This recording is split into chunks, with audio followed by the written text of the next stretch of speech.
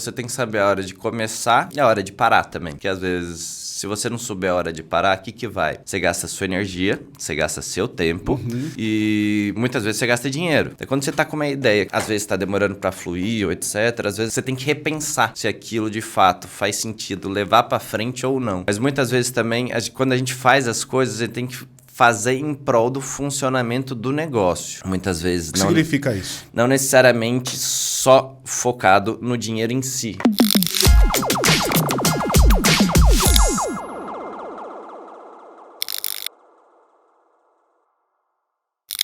Fala, malucada, como vocês estão? Aqui quem fala é Wagner do Alve da Louca Podcast, o seu podcast de gente real, falando com o empreendedor da vida real. E hoje comigo, Bruno Barbosa. Fala, meu, tudo bem, cara? Tudo bom e você? Tudo certo, cara. Queria já de cara agradecer aí a sua participação, tua presença, obrigado, te dando aqui um presente, em agradecimento aí ao seu tempo, viu, cara? Obrigado. Se quiser abrir, pode deixar do lado ou não, fica à vontade, tá? E nós vamos falar sobre o que hoje? Uma coisa muito legal aqui. Como você cria negócios multifacetados, só que com o principal objetivo, como ampliar a oferta de serviços e produtos para os teus clientes, ou seja, como você usa a criatividade para te levar para esse lugar. E a gente está com um cara aqui que é especialista, fez vários negócios de várias empresas grandes em cima desse tema, e a gente vai falar bastante sobre isso hoje. Espero de verdade que você goste. Se você já está assistindo aqui, não vamos perder tempo. Eu não estou te pedindo uma bolsa, uma carteira, estou te pedindo só um like. Deixa um like aí, curta, compartilha, se inscreva nesse canal. Todas essas coisas que eu falo na sequência são importantes, por quê? Porque a gente precisa viver disso aqui, e viver disso aqui precisa de engajamento de vocês, tudo bem? Então, não seja só uma pessoa que suga o conteúdo sem dar alguma coisa em troca dele. Dê alguma coisa. Sabe o que você dá? Um clique aí no like, se você gostou, ou um unlike se você não gostou e tá tudo certo também. Beleza? Brunão, vamos nessa, cara? Vamos. Queria abrir, cara, o microfone para você, deixando você muito à vontade aí para falar um pouco da tua trajetória, de onde é que você vem, e aí a gente engata nesse tema que é ampliação de oferta, criatividade para clientes e gerando produto, serviço e conteúdo de alguma maneira para o cliente, né? Então, me dá esse panorama aí, desde lá de trás. Tá, vamos lá. Primeiro, obrigado pelo convite, obrigado por estar aqui, é um prazer estar aqui com vocês. Vamos lá. Eu comecei trabalhando muito cedo, comecei trabalhando com 14, 15 anos. Sempre gostei de desenhar, sempre fazia bastante arte assim, na escola. Você desenha? Desenho um pouco. Daí disso... Um pouco é porque você é modesto? Ou... O que as pessoas dizem? Vamos lá, o que as pessoas dizem do teu desenho? Desenho, ok. Então tá bom. Porque esse é um parâmetro importante pra gente poder balizar, porque às vezes o cara só é mesmo... ele é modesto, então eu queria entender um pouco de onde é que a gente tá vindo, né? E como é que é? Me conta. Então, minha mãe era professora de educação artística, daí sempre tive essa coisa dentro de casa. E quando eu tinha 14, 15 anos, comecei a trabalhar com um tio meu. Comecei fazendo arte final para embalagens. Daí, das artes finais e embalagens, eu já consegui definir e entender o que eu gostava de fazer. Tá. Ainda muito novinho? Muito novo. Eu não sei se isso foi que eu falo, não sei se isso foi um pouco de sorte também, porque isso ajuda a gente a ganhar tempo um pouco ao longo da carreira. Você perde menos tempo, né, cara, tentando descobrir o que você gosta, né? Você perde menos tempo. Daí tinha um caminho para poder seguir, tipo, designer gráfico, daí eu peguei ali um livro de propaganda, daí eu falei, isso que eu quero fazer. Eu sou apaixonado até hoje. Foi isso que você fez na faculdade? Foi, já te conto como foi essa trajetória. Tá bom, tá dizendo que eu tô ansioso, então eu tenho que segurar um pouco. Eu vou devagar. Fica tranquilo. Bora. Daí quando eu me formei, eu já sabia o que eu queria estudar. Antes de me formar no terceiro ano ainda do ensino médio, eu trabalhei num jornal lá na cidade, fazia diagramação, fazia a criação dos anúncios de Jacareí, todo o interior. Trabalhei lá na região, daí comecei a fazer faculdade. No que eu comecei a fazer faculdade, já tinha trabalhado um pouco com diagramação, criação de anúncio, um pouquinho de arte. Daí foi quando eu fui trabalhar um pouco com desenvolvimento de web também. Trabalhando com desenvolvimento de web, fui aprendendo. Já estava fazendo 2 anos de faculdade e resolvi vir estudar aqui em São Paulo. Daí saí de uma faculdade lá do interior, resolvi juntei tudo que eu tinha, o que eu não tinha, para poder vir fazer uma para cá. Daí, quando eu vim fazer uma para cá, eu consegui cortar 1 ano, mais ou menos, a faculdade. Eles tinham conseguido o MEC, daí estavam meio que liberando também, daí por conta das coisas que eu estava fazendo, consegui meio que cortar 1 ano, participei de um prêmio também pela instituição aqui em São Paulo. Acabamos ganhando um prêmio internacional. Daí dali para frente foi seguindo andando. Trabalhei em assessoria de imprensa também, lá no interior antes de vir para cá, em uma agência de propaganda pequena. Nesse tempo, quando eu estava vindo de Jacareí para São Paulo, eu fiz um projeto de lei de incentivo à cultura de animação 3D. Daí, quando eu vim para São Paulo, eu vim trabalhar com computação gráfica já. Então, já tinha passado um pouco por assessoria, por agência de propaganda, por desenvolvimento. E quando eu cheguei aqui em São Paulo, foi para trabalhar com grandes marcas em relação à computação gráfica, arquitetura. Trabalhava para uma empresa nessa época? Para uma empresa, sempre trabalhei. Daí, quando eu vim para cá, resolvi investir em um outro curso que eu queria fazer. Desse outro curso, eu conheci um vice-presidente de uma grande agência aqui, que acabou me indicando para uma outra grande agência aqui em São Paulo, para trabalhar mais com publicidade offline, que era o que eu queria. Estava em São Paulo, estava adorando tudo. Daí, de lá para cá, fui migrando de uma agência para outra. Quantos anos você está hoje, velho? Hoje, 34. 34. É impressionante como 34 é a idade das pessoas que participam do podcast. Vocês já repararam? É bizarro, cara. Não tem ninguém com 40, 45. Não tem, cara. Eu me sinto tiozinho nesse rolê aqui, cara. Porque eu tenho 40 e todo mundo tem 34. Pode perceber aí, você que assiste sempre, pode olhar, todo mundo tem 34. O mais velho tem 37. Diz aí, irmão. Então, daí foi um pouco isso. Daí fui migrando fui mudando de agência, participando de alguns projetos. Comecei meio que empreendendo, criando alguns projetos meus. Que ano que você começou a empreender? 2011, 2012. Tem um tempão já. Você já estava aí com uns 24 anos, mais ou menos. Isso. Novo ainda. Como é que foi esse processo de me ver empreendedor? Então, aconteceu naturalmente ou você meio que planejou, construiu esse lugar? O que acontece? Sempre onde eu trabalhei, eu sempre vi também o que eu poderia agregar no trabalho. Quando eu tinha 16, 17 anos lá naquela primeira empresa, a gente trabalhava com máquina de embalagem, daí eu peguei e montei uma máquina de clichê, que fazia impressão em flexo, etc. Justamente para poder agregar. Lá que eu comecei também fazendo site, que depois eu consegui entrar numa outra empresa de site. Eu sempre gostei de ir olhando por volta o que daria para fazer para poder ir agregando. Em alguns casos também, quando eu falo assim, que eu comecei a fazer coisa de fato, foi por conta, um pouco liberdade criativa, um pouco liberdade de quem trabalha em agências de propaganda ou qualquer outro tipo de negócio, a gente sabe a quantidade de instâncias que tem de aprovação para poder o negócio ir para a rua. Chato pra caramba, né? Tem bastante. O criativo não gosta disso em geral, ou gosta? É que tem muitas divergências, né? Às vezes, por exemplo, a gente consegue aprovar uma coisa com marketing, daí chega a diretoria da empresa e acaba cortando. Daí a gente acha que a gente está seguindo o mesmo caminho, com uma visão, e depois acaba mudando. Você fala a diretoria do cliente ou da própria agência? Tem dos dois. Dos dois. Em agência grande, você tem tem O cliente faz parte, né, irmão? Uhum. Porque o cara tá lá, ele tem a expectativa dele, você tá lá prestar um serviço, faz parte. Agora, me emputece um pouco pensar que acontece dentro de casa, né? Porque você tem que ficar ali naquele fluxo. Eu nunca gostei de trabalhar para ninguém por causa disso, cara, porque é foda, mano. Mas no próprio cliente até, por exemplo, às vezes tem 3 instâncias lá dentro, que cada um tem uma opinião diferente, total. Você entendeu? Mas aí se você entende porque ele é cliente, total. Né? O que eu tô dizendo é isso. Então você entende porque ele é cliente. O problema é quando você tem que fazer a politicagem interna dentro da empresa, que isso é um puta coisa boring, danado, chato, cansativo, né? Daí você tem que entender também, tem jogo de cintura, né? Com as pessoas que estão ali dentro, para poder fazer fluir, né? Sim. Porque se a gente ficar travando também... uma coisa que eu aprendi muito cedo também foi não ter apego muito à ideia. Ah, é? Se a gente não tem apego à ideia, qual que é a parte boa?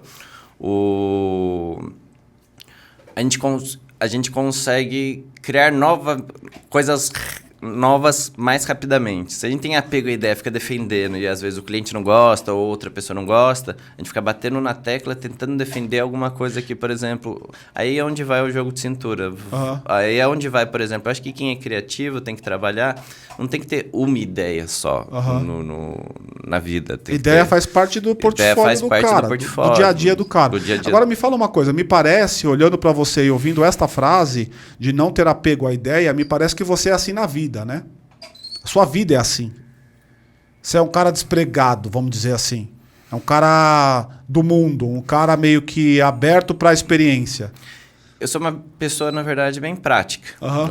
Tanto é que quando eu resolvi sair montar minha própria agência mesmo, foi questão de burocrática mesmo, porque acho que em alguns tipos de empresas tem muitas burocracias. Você não queria viver a burocracia. Eu não queria viver. Daí eu acredito que eu sou muito prático em algumas certas situações, que isso acaba ajudando e acaba fluindo e acaba saindo bastante trabalho também na rua por conta de quebrar essas partes burocráticas. Quanto menos...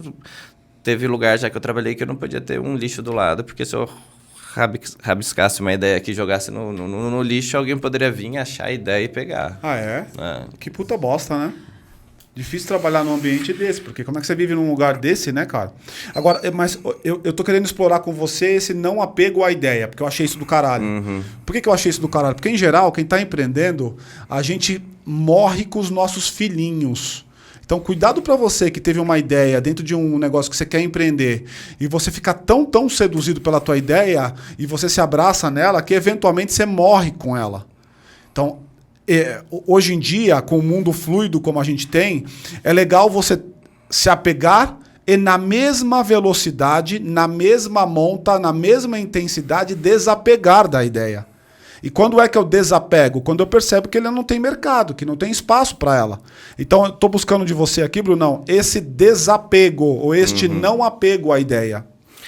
Por exemplo, eu já tive diversas outras coisas que você tem que saber a hora de começar e a hora de parar também. Porque às vezes, se você não souber a hora de parar, o que vai? Você gasta sua energia, você gasta seu tempo e muitas vezes você gasta dinheiro nisso. Então, quando você está com uma ideia que às vezes está demorando para fluir ou etc., às vezes você tem que repensar se aquilo de fato faz sentido levar para frente ou não. Tá. Porque senão, foi o que eu falei, você gasta energia, tempo e dinheiro num negócio que às vezes pode não prosperar. Tá. Só que muitas vezes também, uma coisa... Eu sei que aqui é um podcast que fala sobre empreendedorismo, mas muitas vezes também, quando a gente faz as coisas, a gente tem que fazer em prol do funcionamento do negócio.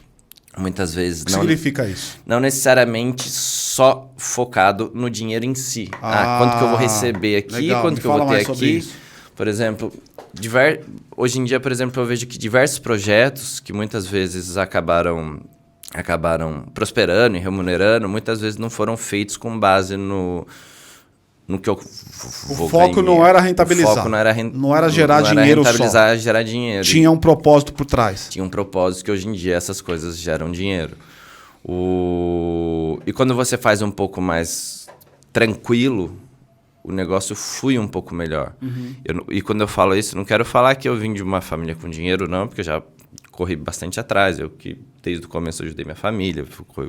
Mas eu acho que quando você foca, você não tem medo, por exemplo, desde no começo, ou de perder emprego, você se foca em querer ser o melhor nas coisas que você está fazendo. Você não tem preocupação ou com o emprego, ou se um negócio vai dar certo ou não. Porque você se esforçando, gastando energia naquilo, ouvindo pessoas que possam te ajudar no negócio, acho que tem tudo a prosperar. Tem um conceito que eu queria trazer aqui que é legal. Você está me falando, me parece que faz total sentido falar do conceito. Esse conceito é dentro de mitologias lá de trás. E tinha um cara que ele era... Dois caras centrais que tratavam esse tema. Um era o Sêneca e o outro era Marco Aurélio, o grande, o imperador e tal. Que é um conceito que a gente chama de estoicismo. Já ouviu falar? Então, estoicismo é um conceito filosófico que traz por trás a você se manter no núcleo duro chamado você, independente das adversidades que vão acontecer. O que está por trás era um pensamento de que a natureza ela é absoluta. Então, o que é a natureza? Os atos naturais que acontecem no seu dia a dia. E que você, de alguma maneira, não consegue dimensionar ou gerenciar. Agora, a pergunta do milhão é, o que você faz a partir deles e não em detrimento a eles?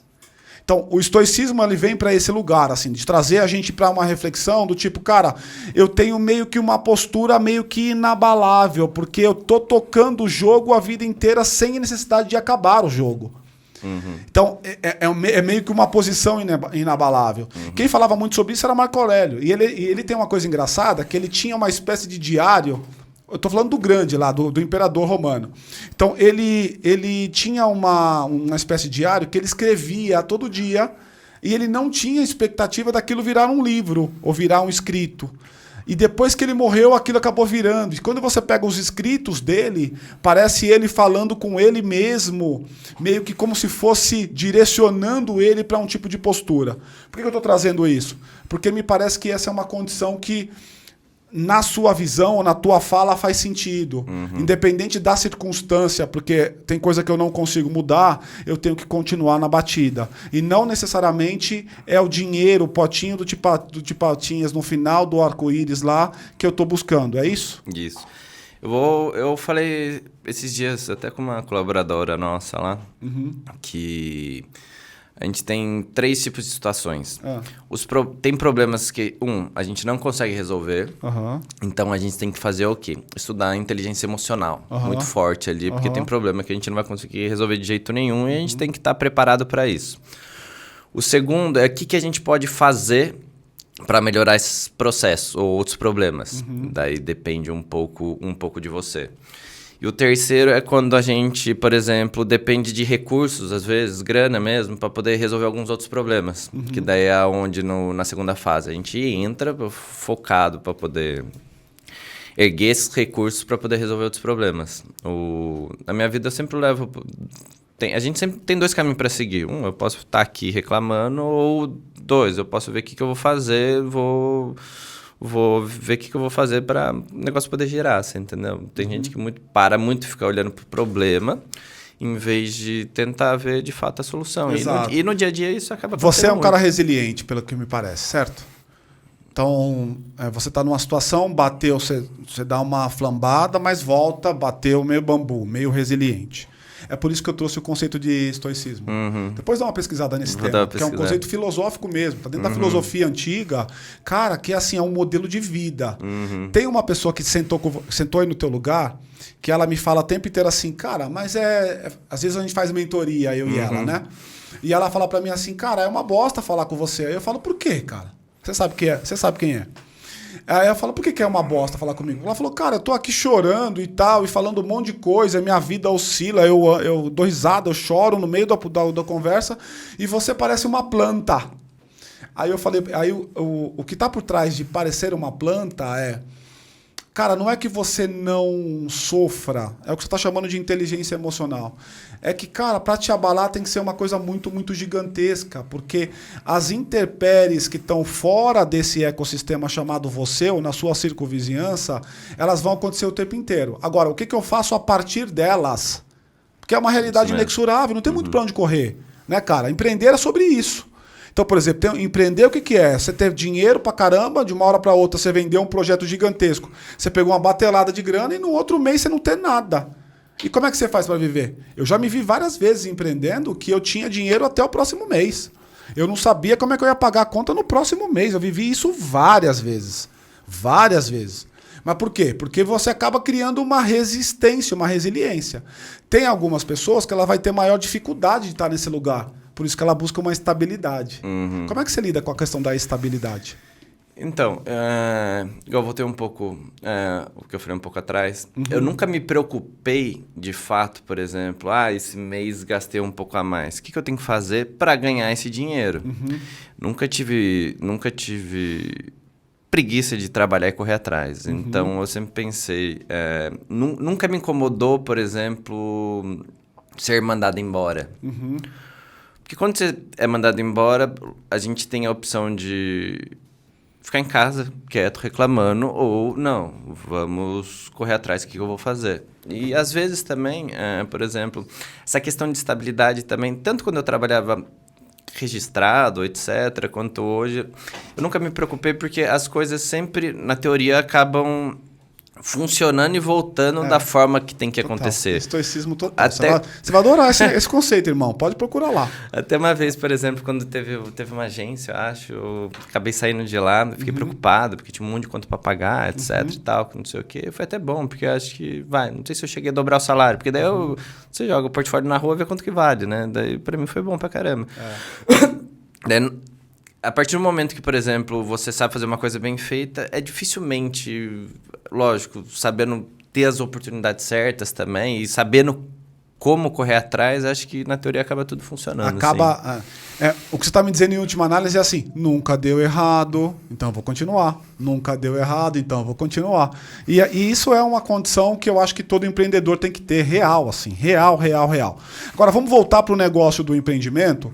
E eu queria, antes de passar para a Paty, que ela está ansiosa para falar com você ali também, eu queria entender o que você tem hoje. O que você tem hoje e fala também um pouco da passagem que você teve, e lembrando do nosso tema que é essa coisa de ampliar a oferta de serviço para clientes, oferta de serviços, produtos e tal para cliente.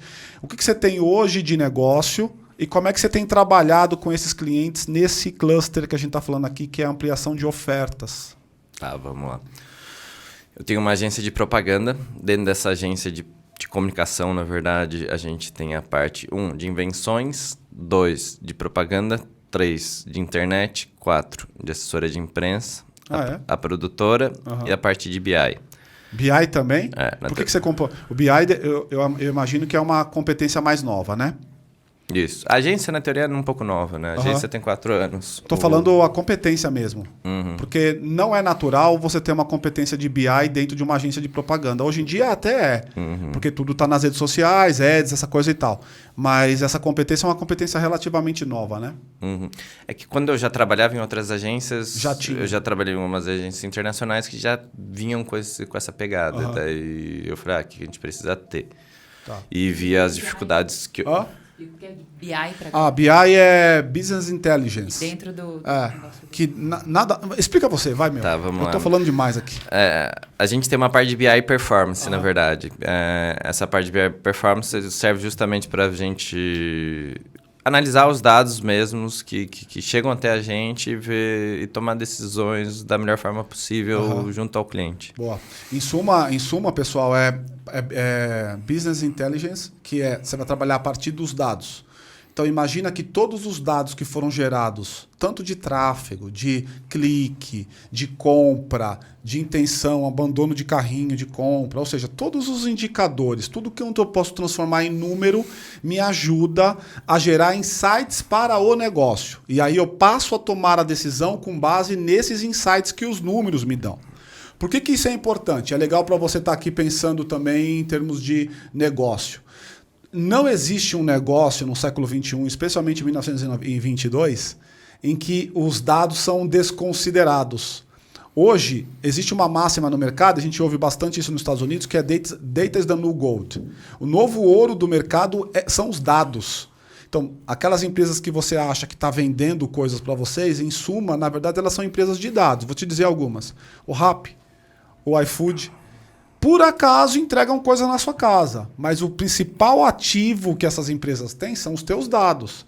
Imagina que um Rappi, um iFood, por exemplo, pode fazer uma campanha junto com a Gillette, e a Gillette fala assim para um Rappi, eu quero saber, na região de Higienópolis, onde a gente está aqui agora, quais são os caras que compram Gillette Mach 3, olha aqui a propaganda, Gillette Mach 3, como eles pagam, com qual frequência eles pagam, com qual tipo de bundle, de pacote eles compram. Mais ou menos assim, toda vez que ele compra um Gillette Mach 3, ele compra também uma espuma e um pós-barba. Com esses dados na mão, eu consigo entregar uma oferta para esse cliente chamado Gillette, Rappi, consegue entregar uma oferta para esse cliente chamado Gillette, de maneira que ele vá atacar exatamente o ponto da necessidade daquele público. Então Gillette, faço uma propaganda, uma ação para o top 10. Quem são os 10 caras que mais compram, por que compram, mando na casa deles. E esses caras vão viver essa experiência incrível. Para quê? Para gerar engajamento e encantamento no tempo. Toda vez que eu falo de cliente, eu tenho que pensar em encantamento e engajamento, porque é isso que ganha o jogo. Uma venda pontual não ganha o jogo. O que ganha o jogo é o cara que se encantou comigo e compra no tempo. É por isso que são empresas de dados. Tem um caso recente lá também, a gente atende uma indústria de eletrodomésticos que, não só ela, mas eu tenho visto isso recente, assim, bastante gente está entrando com venda direta ao consumidor final. Justamente porque antes a gente tinha as lojas de varejo. Sim.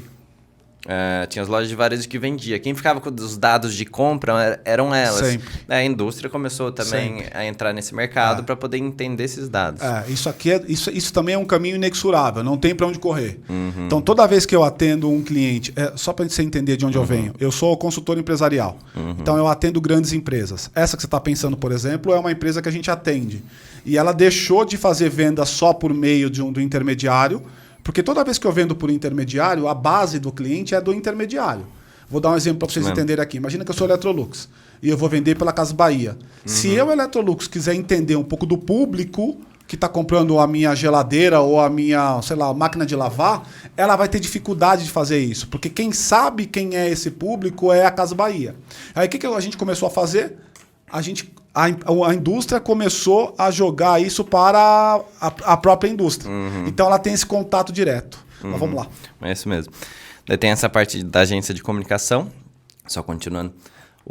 Daí tem uma parte de... A gente tem uma empresa de robótica também, onde a gente ensina simulação robótica para ensino médio. Daí nessa parte de aumento e demanda de serviços também, a gente fez parceria até com um astronauta da NASA, onde a gente, para poder escalar ele, transformou em desenho animado e está fazendo projetos para Fundamental 1. Que louco, meu. Tem o jornal. O jornal foi uma das coisas que eu fundei lá em 2012, onde eu fiz parceria com diversos portais estrangeiros e por fato de ter feito parceria com diversos portais estrangeiros e portais aqui internamente também, a gente meio que ajudava nessa parte de geração de conteúdo, vindo um pouco de fora. Com base nisso também, eu acabei me tornando jornalista, meio que pelo fato dos trabalhos que eu já vinha fazendo. Consegui tirar MTB depois de um tempo e tal, não sei o quê. Cara. Que é da parte do jornal. Que muito provavelmente também agora a gente vai criar um programa que vai virar tanto para canal nas redes sociais, quanto para TV. Você tem sócios, irmão? Em alguns sim, em alguns não. Você prefere... O que teu feeling diz? É melhor com ou sem? Depende. Depende muito do tipo de negócio, depende muito do... Quando você tem alguns negócios, você tem que ver, primeiro, qual que é o teu papel ali. Tem que ver o perfil do tipo do empreendedor. Por exemplo, eu sou o tipo de empreendedor que, por exemplo, eu atuo muito. Então, como eu atuo muito, por exemplo, eu gosto de ver uma coisa mais ampla. Eu tenho outros sócios que é ao inverso, em alguns projetos. Que eles preferem, por exemplo, mais pontuar algumas certas situações, mas às vezes tem uma porcentagem menor, mas só fica mais de olho, mas... Eu já entrei em algumas empresas com porcentagem menor, só para poder ver, ajudar, etc. Mas eu não acho que é muito meu perfil, não. Às vezes a gente fica olhando assim... Você gosta de mandar na porra mesmo. É isso. Você gosta de estar na porra toda, mandar no rolê e tocar o negócio com a tua criatividade, com o teu jeito de tocar, certo? Isso. Eu gosto de entender. Não gosto de entender e ajudando o máximo, né? Que puder fazer. Eu sou assim também. Mas eu não me importo em tocar no menor, não. Desde que eu tenha lugar de fala, sabe? Que a minha voz seja ouvida. O que eu tenho dificuldade é ser só mais um. Eu imagino que você também. Então, você está num lugar que você só é mais um, ou que você fala e ninguém ouve, não adianta estar lá, né? É por isso, inclusive, que a gente deixa de trabalhar para as pessoas. Né? É que, na verdade, também o que acaba acontecendo? Eu acabo me apegando no negócio e acabo, na verdade, trabalhando mais do que eu deveria também, você entendeu? Eu preciso resolver tal coisa, beleza. Para quem que eu ligo, como que eu faço, como que eu resolvo isso? É a forma de fazer. E em 2012 também acabei fundando como se fosse uma espécie de ONG, eu chamo de ONG, mas é uma empresa privada que eu que financio, onde faz ações de comunicação criativas relacionadas à paz, que foi onde um pouco eu consegui mais atuar de forma mais criativamente, com liberdade para poder fazer os projetos que eu queria fazer com um foco social. Daí... Isso eu comecei a fazer, sei lá, tem 10 anos já. Você dorme, mano? Que hora que você dorme, velho? Depende do dia. Eu tô falando isso, mas eu tô me vendo nele, tá? É por isso que eu tô fazendo a brincadeira. Mas é aquele negócio, tudo que você faz, por exemplo, eu lembro quando eu tava com 15, 16 anos, eu tinha que aprender... Onde eu trabalhava, me pediram você não consegue tentar emitir nota fiscal aqui? Quer dizer, a nota fiscal que a gente emite lá atrás... Hoje em dia, muitas vezes, por exemplo, se eu precisar emitir, eu emito. Você entendeu? Igual, da mesma forma que os trabalhos dos projetos sociais que eu fazia, que eu não tinha intuito nenhum em, na verdade, ganhar dinheiro com isso, o que aconteceu? Eles acabaram se tornando projetos tão bacanas que acabou alavancando minha carreira. Você entendeu? Por isso que eu falo para você, a gente faz, por exemplo, investir bastante dinheiro nesses projetos sociais. E hoje, por exemplo, bastante gente me conhece pelo fato de fazer esses trabalhos sociais. É mesmo? Você também tem um recall aí de pessoas por causa do social? Que legal. Cara, me fala, você consegue elencar alguns produtos ou ofertas que você criou para grandes empresas, assim, que dê pra gente saber do que a gente tá falando aqui? Tá, vamos lá. Pode falar o nome das empresas, fica à vontade de falar o que você quiser, tá? Tá, vamos lá. Umas coisas diferentes. Isso, o que você quiser, o que você quiser. A gente foi um dos responsáveis também pelo primeiro delivery de comida de drone autorizado pela ANAC e pela FAB aqui no Brasil. Quem fez? Eu ajudei a fazer junto com a empresa? Com a empresa, chamava Speedbird. Ok. Depois até o iFood acabou entrando, etc. Outro ponto também, vou dar um exemplo. Para um restaurante japonês, o que a gente fez? A gente criou um sushi de ouro. Sushi com folha de ouro comestível, etc. É a parte de invenção da gente que a gente fala. Que, por exemplo, o sushi de ouro, por que ele é legal? Porque depois ele vira pauta TV, rádio, portal de internet. Gera audiência. Gera esse PR. Eu sempre fui focado em criação com PR. Pelo fato da ONG não ter dinheiro para investir em mídia, em TV, o que eu fazia? Fazia coisas criativas, originais, que gerassem PR. O que é PR? Só para as pessoas entenderem. Assessoria de imprensa. Vou dar um exemplo. Criei uma campanha que ela teve destaque, por exemplo, em TVs, rádios, em diversos portais. Com isso, ela vai massificando. Eu, quando criei também, por exemplo, o No Bones, que é o açougue vegano... Açougue vegano? Isso. Eu sabia que eu tinha que primeiro educar mercado. Por ter que educar mercado, eu criei uma série de estratégias que, por exemplo, em TV aberta deve ter saído por volta de 20 vezes. O canal fechado, eu lembro impresso, disso, etc. cara. Eu lembro de ter visto em algum lugar, cara. Eu massifiquei na grande mídia. No bônus você tava como fornecedor ou você é sócio desse negócio? Não entendi. Sócio. Tá vivo ainda o negócio? A gente tem em alguns lugares. Tem em Curitiba, Niterói. E como é que funciona? Por exemplo, nesse caso, você atua mais distante ou você está no dia a dia mesmo? Então, depende. Vamos lá. No começo, eu fiquei muito próximo, no sentido de ir, montar e organizar. Lançar. Eu trabalhava ainda em uma outra agência, daí pegamos, fomos montando. Quando começou a abrir franquia e distribuição, foi aonde eu precisei sair. Até porque eu precisava visitar a franquia, fazer as coisas, etc. Daí foi um pouco de onde eu saí e foquei ele bastante no negócio para deixar redondinho.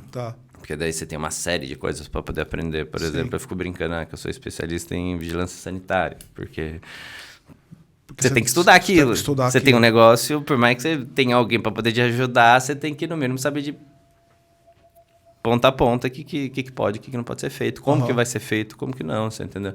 Na parte de criação de receitas, que é onde eu pego muito esse viés criativo, quando a gente criou uma picanha vegetal, por exemplo, como que a gente faz? Tem como fazer? Não tem. Que equipamento que a gente tem que fazer? Porque não existe uma máquina que faz picanha vegetal. O que a gente inventa, como que a gente faz? Tem que ir no serralheiro, tem que fazer não sei o quê, tem que fazer não sei o quê. A gente pegou, foi meio que formatando. Deve ficar mais na parte administrativa depois mesmo. Mas, por exemplo, fiquei 2 anos de domingo a domingo lá, porque a partir do momento que você tem um restaurante em São Paulo, você fica de domingo a domingo. Né, cara? Trabalhar no varejo é foda, né, meu? Eu ficava brincando que eu era açougueiro e era... Muito foda. Principalmente restaurante. Era domingo. Não, Das 10 restaurante às 11, é pior ainda. Né? Das 10 às 11 da noite. Eu tive loja, cara, e eu me vi nesse lugar. Tipo, imagina o que é você. Muitos de vocês vivem isso daí. Isso não é uma crítica, não. É que tem gente que tem esse perfil, tem gente que não tem. Eu, por exemplo, não tenho. Eu me vi tendo que estar de segunda a sábado com horário para abrir e horário para fechar. E, cara, eu curto justamente o contrário disso. Eu curto um lance da liberdade. Do tipo, hoje eu não vou trabalhar. Então, trabalho o máximo que eu puder ontem ou amanhã eu faço mais, mas hoje eu não vou trabalhar e ponto. Vou fazer qualquer outra coisa. Essa liberdade, para quem está num negócio como o meu, que é um negócio de competência, de conhecimento, que é consultoria e tal, dá para fazer. Agora, tem negócio que é foda, né, cara? Tipo esse de comida, alimentação, todo dia, domingo a domingo, né? Isso daí, e tava lá, servia, fazia Que lições tudo. você aprendeu, cara, assim, na sua trajetória em vários tipos de negócio? Tô entendendo que você é um cara bem multifacetado, provavelmente é um TDAH aí também. Agora eu tô dando receita para todo mundo, né? Depois você me fala se você é ou não, mas puta, me parece porque eu me vejo em você, eu ouço você falando, tô me vendo aí. Que tipo de lições você aprendeu ao longo da tua trajetória como empreendedor que você daria de dica para as pessoas, assim, cara, não cai nessa cilada, ou não cai nessa porque eu caí, depois eu percebi que não era esse caminho e tal? Tá. Tem que ter umas coisas muito claras na cabeça também, em qual sentido também. Como eu tenho algumas coisas, de fato, apesar de você não ter a figura do chefe ou do patrão, você ainda tem clientes. A partir do momento que, por exemplo, um dos pontos que eu dou, quando você for abrir um comércio, estude bem, porque depois de aberto, o comércio tem horário para abrir e horário para fechar. Total. Então, estude bem se é isso que você quer, ou você quer virar um prestador de serviço, igual você comentou que faz. É o meu caso. Porque você vai ter que estar lá todo dia para poder trabalhar. Por mais que você tenha gente, você tem que ir acompanhar, ver o que dá para melhorar, etc. Senão o teu negócio afunda. Sim. Isso é fato, você entendeu? Da mesma forma que também eu presto serviço para outros clientes também, que eu tenho que... Na teoria, eu tenho um escopo com eles que eu tenho que cumprir. Tá. Logicamente, cumprindo, organizando as coisas, você consegue meio que organizar seu tempo. Mas não é uma coisa fácil. Todo mundo vê muito glamour dessas coisas que eu falei também. No mínimo, umas 10 deram errado. O mercado joga a gente nesse glamour fantasioso, né? Mas... De glamour, eu acho, pelo menos por enquanto, para mim é muito pouco. Não tem glamour. É aquele negócio, trabalha-se muito, você tem que focar e ver o que você pode melhorar, principalmente em horas vagas, que são as poucas horas que você tem, para poder ver como vai crescer. Então, se você quiser investir em um negócio seu, o principal ponto que você tem que investir é tempo. Porque quando você não está num negócio funcionando, não está no negócio aberto, você tem que pensar em como aquilo vai fazer para vender mais ou melhorar processos, ou se você quer ser uma empresa você entendeu? Tem como você empreender, fazer algumas coisas e viver mediano, ok também. Mas acredito que se você quer ter uma empresa que prospere grande, você tem que correr atrás e foco. Vai ter que se doar, né? Se desperdiça bastante. Vai ter que doar, deixar alguma coisa de lado, né? Paty. Eu tenho 3 perguntas, mas eu não vou fazer, porque senão você vai esquecer. Você abriu o microfone dela, Mal? Não. Então eu vou fazer uma, daí se você puder ir passando aí depois ao longo do papo. Eu queria que você falasse um pouco como é que a gente trabalha com a mídia, né? Com a grande imprensa. Então, você, obviamente, eu queria que você pontuasse mesmo, relacionamento, como é que a gente chega a fazer esse relacionamento com a grande mídia para que o nosso negócio comece a ter uma conversa.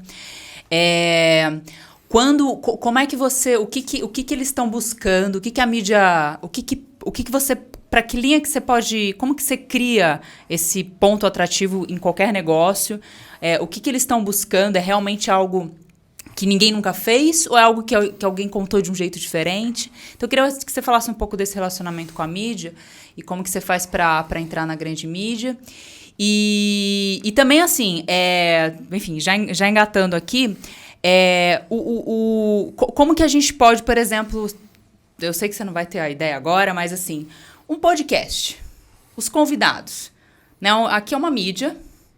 como é que a gente poderia fazer parceria ou aparecer na mídia com algum produto? A partir de que ponto que a gente traz essa perspectiva do nosso negócio? Então temos um negócio, o negócio é uma mídia. E é uma mídia que é nova, que está trazendo um tema X de um jeito Y. Como é que a gente cria esse relacionamento para talvez a gente ser citado em alguma grande mídia? Te colocou numa enrascada aí, irmão. Tá, começa pela última, que é mais fácil, depois eu volto contigo nas outras. Tá, vamos lá. Vou inventar uma coisa diferente aqui. Tem aquele... Você já viu aquele...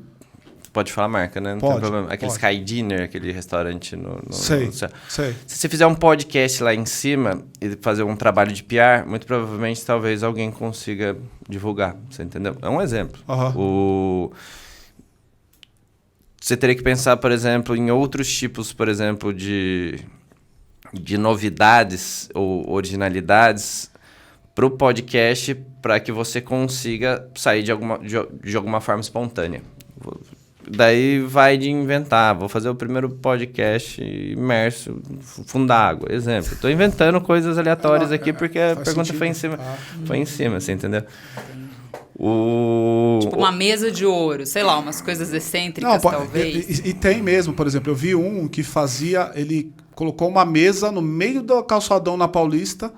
Ele ia tocando o papo no meio do calçadão da Paulista.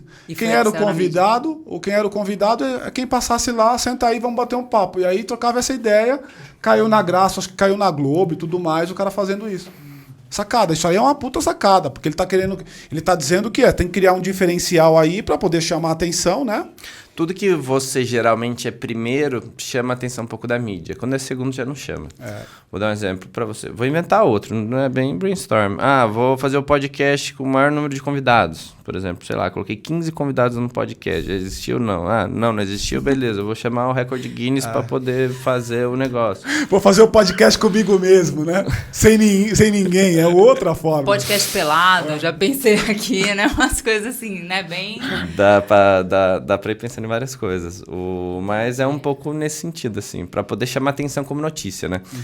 Voltando um pouco no... Relacionamento com a grande mídia. Naquele primeiro ponto. Já imaginei o Wagner pintado de azul. Puta, vai ficar da hora. Assim. Talvez roxo, porque o azul talvez vai ficar uma outra cor. Uma coisa que também, por exemplo, dá pra chamar atenção é, por exemplo, você trazer...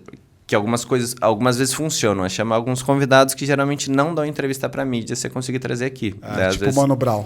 Você consegue, às vezes... Eu acho que o podcast que mais estourou, que teve mais views de todos os tempos, foi o do Mano Brown lá no Podpah. E é do caralho esse podcast, inclusive. Aí, ó, tá ganhando essa moral de graça. Ficou muito animal. Mano Brown falando ali foi do caralho. E os caras já tinham levado outras pessoas do Racionais, mas o Racionais nunca aparece em lugar nenhum, e o Mano Brown não tinha participado. Ele foi. Nesse dia bombou. Eu tava lá, inclusive, vendo ao vivo e tal. Foi do caralho. O relacionamento com a mídia. Primeiro, cara de pau. Cara de pau é tudo. Por exemplo, teve uma campanha nossa que saiu naquele jornal inglês The Mirror, por exemplo. Recebeu elogio do New York Times, essas coisas. O que você fez? Conta aí qual que é o caso. Foi uma campanha... São dois casos... São o mesmo caso. Foi uma campanha focada em storytelling. O que você fez? Foi uma campanha sobre alcoolismo. A gente fez uma campanha sobre alcoolismo, que a gente fez toda uma produção, um vídeo. Esse participou de diversas premiações também, no mundo inteiro, tanto em festival de cinema quanto em festival de publicidade, que acabou virando nota, até porque o alcoolismo é uma coisa que, por exemplo, todo mundo conhece no mínimo uma pessoa que tem algum tipo de problema. Pode ser próximo, daí muitas pessoas se identificaram. Daí a campanha já saiu com um viés mais internacional, mas foi replicado. Por exemplo, teve blogueiros que traduziram, né? Fizeram locução na França, na Alemanha, na Rússia, na China, na África do Sul, nos Estados Unidos, Argentina. Foi para todo lugar. Que legal. Depois eu mandei. O que mais, por exemplo... Ou você faz um projeto... Mas aí você mandou um e-mail, você se apresentou? No The Mirror eu mandei e-mail. Esse daí foi na cara de pau mesmo. Eu tenho a impressão que ele é pouco efetivo hoje, não é não, velho? Okay. Porque, por exemplo, eu recebo muito e-mail de PR me pedindo para poder trazer aqui XPTO e tal. Cara, eu tenho uma puta preguiça de ficar lendo aquele montaréu de e-mail. Eu não acho que e-mail é um negócio efetivo, sabe? É que tem algumas formas, né? É porque, por exemplo, igual a ideia. A ideia, quando é boa, ou ela é boa ou ela não é. Por exemplo, se é interessante para você alguma coisa, se for alguém que você quer entrevistar, que você recebe no e-mail, às vezes você vai chamar atenção e eu vou ali clicar. No caso não foi nem e-mail, ali no caso acho que foi formulário de site no The Mirror, eu acho. Foi alguma coisa assim. Legal. Daí você vai criando um certo tipo de relacionamento. Eu, como já tinha um trabalho de distribuição de notícia aqui dentro e tal, que não sei o quê, tem essa parte um pouco de relacionamento, que você tem que saber como tratar esses relacionamentos também. Você não pode ser a pessoa chata. Se for uma pessoa chata, você esquece. Cara, me fala uma coisa que eu tô curioso aqui enquanto você fala. Esse negócio seu deu para ficar rico? Como é que é? Qual? Tem muita grana aí, nesses negócios todos que você tem, pensando em termos de volume mesmo, de cliente, de venda, de essas agências com essas variáveis todas. Se deu para ficar rico? Não. E como é que você tá nesse fluxo aí? Como é que você tá? Pra onde você tá indo? Então, foi o que eu falei. Tem coisas que são muito relativas, né? Por exemplo, eu demorei um tempo por exemplo, na agência em si agora. Tô fazendo, sei lá, vou fazer 4 anos. Agora o meu foco é não ser uma das maiores, mas tá entre as melhores. O foco é esse. Meu foco não é tanta parte financeira. Financeira foi o que eu falei. Fazendo bem feito, correndo atrás de clientes, sabendo o que tem que fazer, vem. Você entendeu? O meu foco é sempre fazer coisas bacanas que gerem algum tipo de novidade ou alguma coisa do tipo, nesse sentido. Agregar valor mesmo. Mas eu tenho uma teoria e me ajuda a pensar se a teoria faz sentido ou não. Eu tenho uma teoria que todo mundo que fala que o dinheiro não é importante é porque ele já está numa condição básica. Ou seja, eu já tenho dinheiro minimamente para poder viver, por isso que ele não é mais importante, porque ele não é meu foco.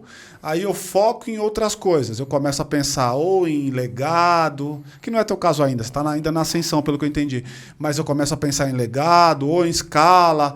Mas eu preciso, especialmente quem está empreendendo com um dinheirinho só ou nenhum dinheiro, o dinheiro vai ser uma variável importante porque ele precisa responder à questão mais fundante da vida, que é a sobrevivência, não?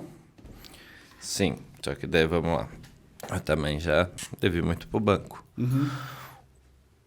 Eu tenho 2 opções. Ou focar. Lembra quando eu falei pra você um pouco antes? Ou eu vou focar no que eu tô devendo pro banco, no que eu tô sem grana para poder pagar minha conta de luz, meu aluguel, etc. Ou eu foco em energia, em como que eu vou levantar essa grana. Ok. Você entendeu? A partir do momento que eu foco, falar assim, beleza, o que eu preciso fazer um trabalho bem feito? Quando eu falo um trabalho bem feito também, entra essa parte comercial também, tá? Quer dizer, eu preciso fazer um trabalho em qualquer tipo de negócio, tanto no comércio quanto no serviço, eu preciso fazer o que bem feito? Eu preciso fazer a parte comercial, a parte de vendas, certo? Eu tenho que me preocupar com essa parte. Se eu sei que eu tô com 10 mil boletos para pagar, se eu focar só no boleto e ficar preocupado, não vai adiantar em nada. Por isso, quando eu falo para você, dívida, eu acho que se eu vou inventar um número aqui, mas 50% para 70% de empreendedores, principalmente, acho que gerais até grandes mesmo. Não, então, isso é fato. Tem dívida, tem... Eu tenho um monte de cliente, às vezes, por exemplo, que é grande e tem uma puta dívida, tem mais dívida do que o pequeno. Isso e do pequeno também não deve mudar muito, não. Quanto mais coisas você faz, mais coisas você vai ter que pagar. Vou dar um exemplo para você. Muda um pouco. Em serviço eu tenho menos boleto, mas em comércio eu tinha, sei lá, 50, 60 boletos para pagar no mês. No serviço diminui um pouco, mas aí quando eu digo lógico que o foco não é dinheiro, porque o foco seu tem que ser o foco comercial. Como que, na verdade, eu vou fazer esse negócio prosperar? Não o dinheiro em si. Estou entendendo que você está chamando de comercial é agregação de valor, né? Geração de valor. Valor e venda mesmo. Isso, valor, que aí você tem um valor. Você tem 2 formas de valor, né? Valor financeiro e valor econômico. O valor financeiro ele tem visão de curto prazo. Resolve meu problema do boleto no final do mês. Valor econômico me projeta numa linha de médio e longo prazo. Ou seja, eu gero valor no tempo. Então me parece que valor é a equação que a gente está falando aqui, certo? Até porque, por exemplo, se você estiver preocupado com dinheiro, você vai no banco. Você não vai... Por isso que eu falei para você, a tua preocupação pode ser ir no banco ou como que eu faço minha empresa faturar. Saquei. Você entendeu? Lógico, toda empresa precisa de dinheiro para o negócio virar. Não é esse o ponto, eu acho. Talvez não tenha me expressado muito bem. Mas é muito mais focar nessa parte de vendas e comercial do que ficar preocupado em ir no banco e arrancar dinheiro e ficar com empréstimo. Se eu estou entendendo corretamente, gaste a sua energia na geração de valor no tempo do que ficar pensando no boleto que tem que pagar daqui a pouco, senão você fica só no boleto e você não faz nenhum nem outro, certo? Perfeito. Só para ver se também eu entendi, né? Que eu acho que tá assim, eu tô tentando também desenhar aqui na minha cabeça, porque eu sou da área criativa também, né? Então, o que eu vejo, Wagner? E vê se você compartilha dessa ideia. O criativo, ele foca muito em criar coisas muito boas para um cliente, que aí, a partir do momento que ele entrega uma coisa muito boa, a próxima contratação ele já vai agregar mais valor. Então, se ele cobrou 5 mil na primeira vez, na segunda ele já cobra 10, porque ele fez um negócio muito bom fora do mercado. Então, ele vai ganhando valor de venda e negociação a cada peça que dá certo que ele faz. Então, não necessariamente ele está preocupado no fluxo linear todo mês, ganhar X, mas ele ganha nesse mês 10, daqui a 2 meses 50. Então, o fluxo acaba... É mais ou menos esse raciocínio? É que você tem que entender que não necessariamente o mesmo cliente é o que vai te valorizar. Muito provavelmente é o outro. Quando você faz um negócio por 10, você pode vender para outro por 30. Mas por quê? Porque você já fez, você entendeu? Por exemplo, igual você tá aqui ajudando, dirigir o podcast aqui. Talvez, por exemplo, se você for vender para um outro, cobrar mais caro. Se você não tinha experiência nisso, você consegue cobrar um pouco mais caro.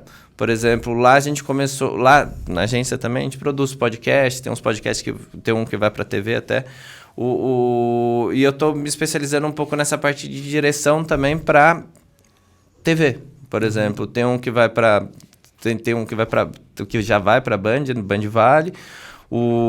Estão fazendo um reality também sobre compra do primeiro imóvel. Daí a gente está com 2 projetos também que talvez vão para SBT também. Eu tô assumindo uma parte de direção de marketing também na Com Brasil, que é uma outra TV nacional em canal fechado também.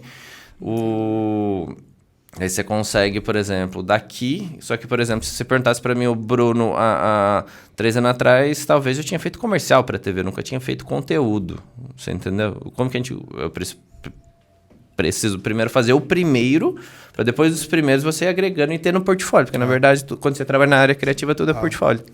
E eu tenho a sensação, inclusive, que no mesmo cara você não vai conseguir cobrar o dobro nunca, porque você já setou valor nele, exceto se ele enxergar que no mercado você está cobrando mais e ele tem um medo de te perder por causa daquela coisa criativa.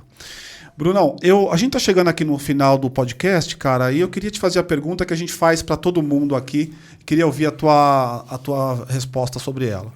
Por que o Bruno é um vida louca?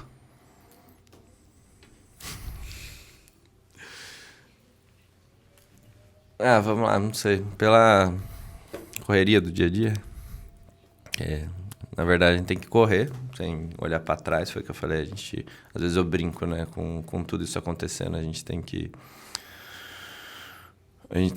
fazer embaixada, chutando uma bola lá, correndo para trás lá, porque você não pode deixar a bola cair. Porque, por exemplo, a gente, principalmente, que está na ponta e tem que tomar certo cuidado, você tem diversas equipes também que a gente não pode deixar abalar. E a gente tem que estar sempre na teoria inteira, funcionando. Na teoria a gente finge que está tudo bem, muitas vezes não está, até porque você está cheio de problema. É fato. E se desmembrar de 1.500 formas e não deixar a bola cair. E aí eu queria, para fazer um fechamento aqui do nosso papo, talvez o que mais chama a atenção conversando com você é justamente esse componente que a gente chamou aqui de estoico, que é essa coisa da resiliência. Você me parece um cara bastante resiliente, o que me faz pensar que ele já tomou pancada pra caramba na cabeça, assim, tipo daquelas pauladas grandes. Aí o cara, apanhou, caiu, levantou, entendeu que toda vez que ele apanhava e que ele caía, ele ia levantar, porque nunca deu errado. Lembra que a gente falou isso no começo? Então, estar nesse lugar, eu acho que de verdade é um componente importante do empreendedor. E aí, Bruno, cara, muito obrigado pela tua participação, pela tua presença. Eu acho que eu saio com essa lição desse papo contigo. E mais do que isso, né? Talvez um outro insight que fica para mim aqui é a capacidade de enxergar olhar a mesma coisa sob ótica diferente. é o podcast no Sky XPTO lá. Porque eu estou fazendo a mesma coisa num lugar diferente para gerar audiência, awareness diferente, com engajamento diferente, de forma diferente. Agradeço demais aí pela tua participação e presença, obrigado, tá, cara? Obrigado você quer falar alguma coisa? Quer fazer algum encerramento? Não, mas agradecer mesmo a participação. Eu fico contente de ter vindo aqui. Eu não sei se eu cheguei a comentar também. O WoW Festival também acho que sim, faz parte. Então, uma das sócias já deu até palestra lá também, do açougue. E foi um negócio que também é engraçado, porque eu fiquei mais com inveja, porque ela foi convidada. Eu sempre admirei de ir e ver, acompanhar. Daí quando eu vejo assim, chama minha sócia para poder palestrar lá, eu falei, pô, eu queria ter sido eu. No mínimo eu falei, pelo menos eu vou ganhar um convite, pelo menos para você estar lá. Mas, brigadão, fico muito contente e espero sucesso para vocês também. Muito obrigado, cara. Só para você entender o que ele está dizendo, até 2019 a gente fazia o WoW Festival, que era um evento aqui em São Paulo, onde a gente trazia... O pano de fundo do evento é a inovação, e a gente trazia vários palestrantes, pessoas célebres aí falando desse tema, e também levava pessoas a conhecer coisas de inovação. Certamente ele estava... Eu me lembro que... Agora eu me lembro de onde é que eu te conhecia. Eu conhecia essa marca. Certamente eles foram chamados porque o produto que eles tinham na época ainda hoje é inovador, que é a carne... O açougue vegano. A carne não carne. Eu ia falar isso. Então, de alguma maneira, é isso. Então, se você gostou, fez sentido para você, curta, compartilha, se inscreva no canal. Estude estoicismo, porque é legal, esse cara vai ficar fanático nesse troço, tenho certeza, porque quando a gente estuda esse troço, a gente acaba se enxergando lá, e toda vez que a gente se enxerga em algum lugar, a gente mergulha, especialmente pessoas como eu e ele, que tem probleminha, que tem TDAH, tô brincando, Bruno. Então, curta, compartilha, se inscreva no canal, as redes sociais dele estão aqui embaixo na descrição, e com você, até a próxima, muito obrigado e tchau. Valeu. Até mais, tchau. Obrigadão. Valeu, gente, até mais. Faltou falar do Shark Tank. Que Shark Tank? Uau, teve Shark Tank? Você não foi no... Teve. No do vegano? Foi? Shark Tank. E aí? Até a gente negociou com o Shiba, com o Caíto.